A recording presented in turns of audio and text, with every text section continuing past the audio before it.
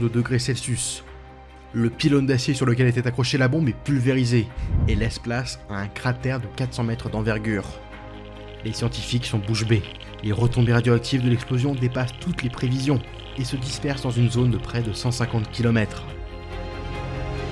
Les témoins de l'explosion seront marqués à tout jamais par ce qu'ils ont vu. Dans une interview donnée en 1962, Oppenheimer dira « Nous savions que le monde ne serait plus jamais le même ». Et d'autres scientifiques du projet Manhattan signent une pétition pour demander au président Truman, qui a succédé à Roosevelt après sa mort quelques semaines plus tôt, de ne pas faire usage de la bombe contre le Japon, estimant que sa seule existence constituait déjà un avertissement suffisant. Mais en Allemagne se tient la conférence de Potsdam près de Berlin, qui réunit les vainqueurs du nazisme, dont Staline et Truman, qui en profitent pour informer le chef de l'URSS du succès de l'essai d'une toute nouvelle arme, sans préciser pour autant qu'il s'agit de la bombe atomique. Au projet Manhattan, le Target Committee doit déterminer quelle ville sera ciblée selon plusieurs critères. Être une ville, avoir une véritable valeur stratégique et avoir été épargnée jusque-là par les bombardements. 5 villes sont retenues: Yokohama, Kokura, Hiroshima, Nagasaki et Kyoto, qui elle est vite écartée car c'est la capitale culturelle du Japon. Pendant ce temps, à Potsdam, Américains, Soviétiques, Britanniques et Chinois lancent un dernier ultimatum au Japon pour exiger sa reddition, mais les Alliés se heurtent à un refus. Alors, le 21 juillet 1945, pour mettre fin à la guerre le plus rapidement possible et pour impressionner son rival soviétique, le président américain Truman autorise les bombardements atomiques. Au matin du 6 août 1945, le bombardier B-29, surnommé Enola Gay, s'apprête à décoller depuis les îles Mariannes pour Hiroshima. Quelque temps avant, le pilote du bombardier Paul Tibet avait rencontré Oppenheimer à Los Alamos, qui l'avait mis en garde. Quand vous aurez largué votre bombe, l'onde de choc pourrait bien pulvériser votre appareil. Je suis désolé, mais je ne peux pas promettre que vous allez survivre.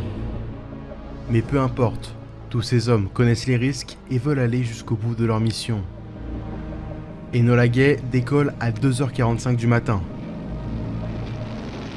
Quelques heures plus tard, à 8h15, il largue Little Boy qui explose à 580 mètres au-dessus du sol, pulvérisant entièrement la ville d'Hiroshima.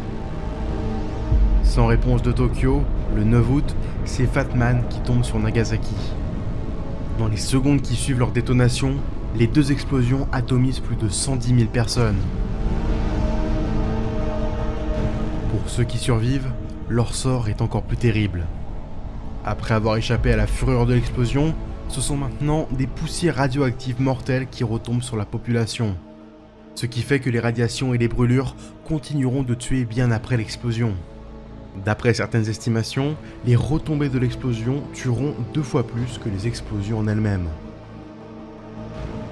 Le Japon, déjà durement touché par les nombreux raids aériens sur ses villes, est surpris entre les deux attaques atomiques par une fulgurante offensive soviétique en Mandchourie, contraint l'empereur Hirohito à annoncer la reddition de son pays le 15 août. C'est la fin de la Seconde Guerre mondiale. En faisant le choix d'utiliser l'arme atomique à 2 reprises contre la population japonaise, le président Truman vient de faire basculer le monde dans l'âge atomique. Rapidement, les grandes puissances entament à leur tour une course pour obtenir la bombe. Tandis que le monde fête la fin de la guerre, l'arme qui avait permis d'y mettre fin pourrait bien plonger la planète dans un 3e conflit mondial.